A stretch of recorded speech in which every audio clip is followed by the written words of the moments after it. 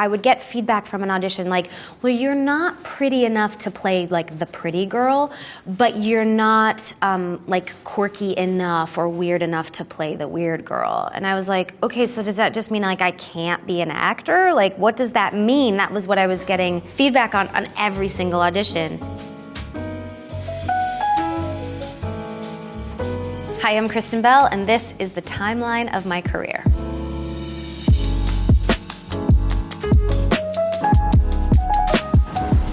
Looking for trouble? Shouldn't you be in bed, Schuster?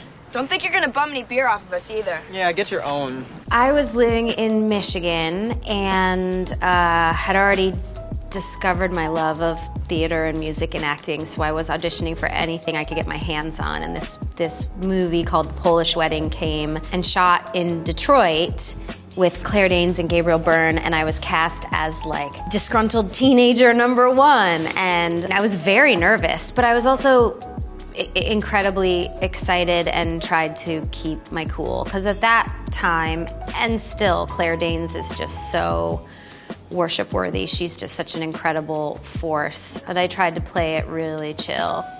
Yeah, I had braces. I was in the background. I think we were like smoking and drinking on a street corner. And that was my first film experience. I just wanted to talk to him. He wouldn't even come and see me. He said he would come and see me.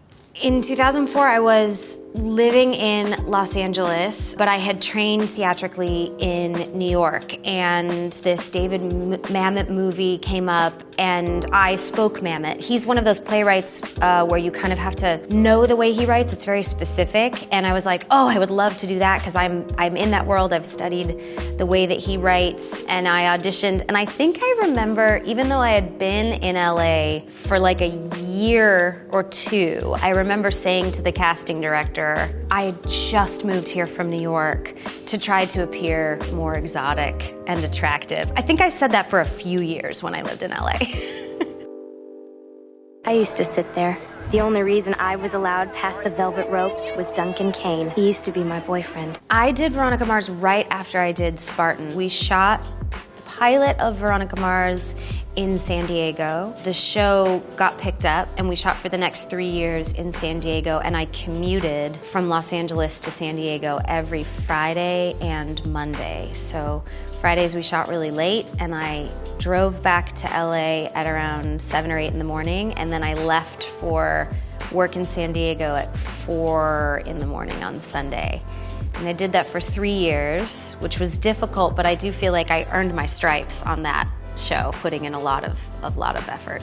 My high school experience was different than Veronica's, but every human being on the planet can relate to feeling like an outcast. Sometimes it's actually even the people that seem to fit in the most that feel the most left out. And Veronica Mars was kind of where I discovered that I could do comedy.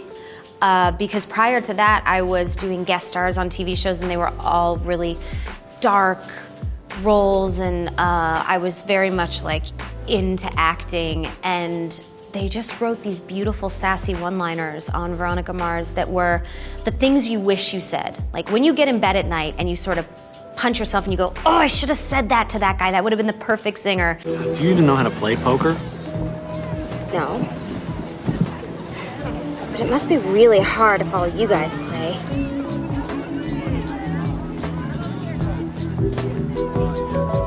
That was the language Veronica Mars spoke in. So it was very empowering to play this girl that was wise beyond her years and always fought for the underdog. I think I discovered a lot about my personality and who I wanted to be through playing Veronica. Hey, Upper East Siders, Gossip Girl here, and I have the biggest news ever. I'm a big fan of just saying what you need in a polite way, and the CW had just canceled Veronica Mars, and I was saying, oh, okay, I need to find a job, and I had heard that they were doing this pilot called Gossip Girl, and I realized that the cast was probably 5 years younger than I was at that time, but there was a narrator and that she was sort of a substantial portion of the show, and I just called called Dawn Ostroff and said, hey, so remember last week when you canceled Veronica Mars, can I just be this narrator and stay in business with you? And she said, yeah, that sounds great, let me check. And then they offered me the part, which was so much fun because I think that was the only role that I've never gotten a note on. I walked in and they said, just make this sassy and catty, and we all know what that voice sounds like in our head. And over the however many years I did that role, I don't think I ever got an adjustment. I seem to be a part of these projects that keep coming back, which I'm thrilled about because I've had a pretty good experience on every project I've worked on, and I like the fact that it can be these reunions and we all get together again. I don't know what the new Gossip Girl is going to be like or look like, but I'm excited to do it again. Dust off the old sassy voice. Peter, Hey. Hi. what are you doing here? Came here to murder you. I did not actually read the script before I auditioned for Sarah Marshall. I remember Judd Apatow was the biggest thing at that moment in comedy, and everyone was pining to work with him because he was just producing such great material. And I had gotten an audition at 10 a.m. on a Saturday morning, but I was shooting Veronica Mars in San Diego. So I got the sides that I was to memorize on a Thursday night. Then I worked on Veronica Mars, memorized it during my lunch break, and then drove to Los Angeles on no sleep and just walked right into the audition room. It was mostly a blackout for me because I was so tired, but somehow managed to book that role. And then when I finally ended up reading the script, it was the same caliber that you were used to seeing from a Judd Apatow production, and just fell in love with Jason Segel and Nick Stoller and Shauna Robertson, all the people who made that movie beautiful. And the funny thing about that was I was shooting Sarah Marshall in Hawaii, and I got a call that Veronica Mars was going to be canceled. It wasn't going to be picked up for another season. And one day later, I shot the scene where Sarah Marshall says, my show has been canceled, I'm washed up, and I don't matter anymore. So I was able to draw on a lot of personal feelings for that scene. I'm really freaked out right now, okay? Because seemingly the only actresses that actually can survive are the ones that show their cooter. And excuse me, but I refuse to do that. I have a little dignity, and I don't have the frame to support plastic surgery. I would tip over, and I'm not going to do that. I'm not going to exploit myself. The cool thing about that movie, I think what I learned from that was I really gravitate towards playing characters who are inherently unlikable on the page and figuring out a way to get you to root for them. Because everybody has something likable, relatable, identifiable about them. Even the people that are written like, terrible human beings on a page. And when I read Sarah's part, I thought, oh, this girl, she's, her ego is huge. She's a narcissist, but she's still a human being. And the way Jason Segel wrote that movie was so special because he gave his character a lot of character defects as well. So there were reasons that you believed he and Sarah were falling apart. But after that movie, I sought out roles that had a lot more dimension in the characters. Oh, please tell me I'm almost there. Does the air seem a bit thin to you up here? I was only cast in that movie because I had auditioned for Tangled and was not cast. And the casting director, Jamie Roberts, had said, you're not right for this, but I think you're right for something else. And right after my audition for Tangled, I sat down with Chris Buck, who was our director on Frozen. And he said, in about 3 years, I'm going to be doing this movie, and it's going to be called Anna and the Snow Queen. And at that time, it was something totally different. And he stayed in contact with me. I mean, he's really the whole reason that I have this part. He stayed in contact, and they kind of built the role around me and asked us to share a lot of personal stories about how we wanted these two girls to interact to get a really strong, real sisterly dynamic, which is why I was able to make Anna so spunky. But I think what feels best about that movie is that because I was involved since its inception and was like the first one cast, I think that I was really able to shape that role into a love letter to my 11-year-old self. Most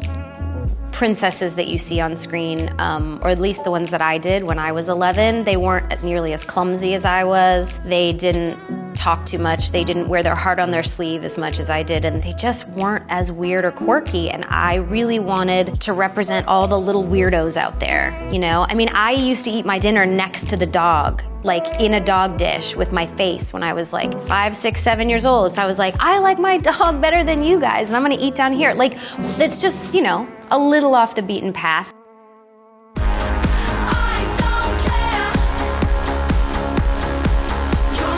All the cliches about parenting are true. That's why they're so annoying, and that's why they're cliches. But parenting is really hard, and I had just started to experience it, and I got a call from Mila Kunis, who is a friend, and she said, I'm doing this movie called Bad Moms, and so are you. And I was like, okay, great. So she was the one who brought me onto the project. She's like, just trust me, you'll read it, you'll love it. And she was right. It poked fun at all the things that I was experiencing at that time, the like drop-off culture and how gross kids can be, and it was everything I needed at that moment. So I was very excited to be a part of that movie because I was going through those exact same things in my life. Whereas when I was doing Veronica Mars, I was 25 years old, playing 16. This was a project where I was actually experiencing all those things at those moments. And this sort of like mom vibe has very much become, I think, who I am, or at least what drives me with looking for roles that I guess show women in the forms of womanhood and motherhood simultaneously, and yet that dissonance that can be there. Every person gets to live in a home that perfectly matches his or her true essence. Cool. So I guess that's why my house, for example, is this adorable little cottage, whereas other people might have homes that are bigger. Like that one. Exactly. Mike Schur and I met when I was 18 years old in the halls of Saturday Night Live, where he was the head writer and where one of my friends was an intern in the set design department. And I was like, ooh, can I come with you? And we had met a few times because we both were children there. And then throughout the course of the next 15 years, I'd run into him, and I always just adored him. And then when he started to create the best television out there with The Office and Parks and Brooklyn Nine-Nine, I was always desperate to work for him, but I didn't think he remembered me. And then one night I got a call on my voicemail that said, hey, Kristen, it's Mike Schur. I'm not sure if you remember me, but I have this project and I think you need to be a part of it. And I was like freaking out. And we sat down for lunch for like a 4-hour lunch and discovered we were both very preoccupied with what it means to be a good person. So it was just like all these stars aligning of me finally being able to work with Mike, getting the opportunity of my dreams, having it be the subject matter of my dreams, and living out the happiest 4 years I've had. Being on stage feels like someone else, but also more yourself than you've ever felt. This was the brainchild of a documentarian named Jason Cohen, who came to Will Gluck at Olive Bridge Entertainment and said, I have this crazy idea and I just want to reunite musical theater casts because I've polled people, and in any room, 95% of the people were a part of their high school musical theater. And especially right now, there are very few things that bring us all together, that we've all experienced, right? We always talk about how much we disagree in America or on Earth. I'm different because of this thing. We all know what high school feels like, right? Everyone has that pit in their stomach when we say high school. And almost everyone was a part of their theater show. So we thought, what if we reunite millennials and baby boomers and just capture that spark of reintroducing yourself to someone you already know? And the show actually turned out better than we thought, because there's this electricity when you see people who can relive moments from their high school better. They almost have that Veronica Mars ability, because it's a human story more than it is about musical theater, but people have made amends or stood up for themselves, rekindled love, come out of the closet. It's like all these beautiful things wrapped up in one, and I'm very, very proud of it. It's funny, I was so concerned with acting in the beginning of my career, and I feel like as it's gone on, non-scripted television that tells more human interest stories is what I have been gravitating towards the last couple of years. Hello, Bello came out of this idea that my husband and I had where we both grew up in Michigan, but when we had kids, we could walk into any boutique and buy any baby product we felt was great for our baby and not look at the price tag. And we just, in the pit of our stomach, knew that was unfair. And we wanted to fill a void in the market where you could bring sort of premium products to all parents so they wouldn't have to choose between their baby and their budget. And I think one thing I've learned is that I've always seen problems in the world, but now that I have this career, I realize I can be leverage. I can walk into a company and say, I see a problem in the marketplace and I would like to fix it. And you can fix it with this, and you can say Dax and I are involved, and we will have integrity behind the mission, and it will be a good company. And it has so far. I mean, we've just turned a year, but we've given over 1 million diapers away and to 70 different organizations. We made sure going in that we have a 20% first responder discount. Like all of these things that when I'm going to bed at night, I want to see happen in the world, I'm able to leverage because of having done some movies and television. And the company doesn't go away like the movies or TV does. So we just turned a year old, and we're celebrating we're giving parents expecting or new in America and Canada a free pack of diapers, like on us. And every day that I sort of live that mission through this company, I feel more and more excited to take on more business opportunities. And I don't want to say less acting, but if this was where my career ended, acting-wise, I think I'd be okay with it. I remember early on getting feedback that I wasn't enough in either category. Like, I would get feedback from an audition like, well, you're not pretty enough to play like the pretty girl, but you're not like quirky enough or weird enough to play the weird girl. And I was like, okay, so does that just mean like I can't be an actor? Like, what does that mean? That was what I was getting feedback on every single audition. But I think as I've grown older, those boxes have changed and they've almost gone away. And it's like this huge gray area now of all these beautiful stories that you can tell that have dimensional people that don't have to be one thing. It's not the 80s where you have to have the popular girl and then the nerd who gets the guy. Like, it's not that anymore. And I'm really grateful for that. And I think it opens up a lot of opportunities for everyone to play and pretend, which is the most fun part.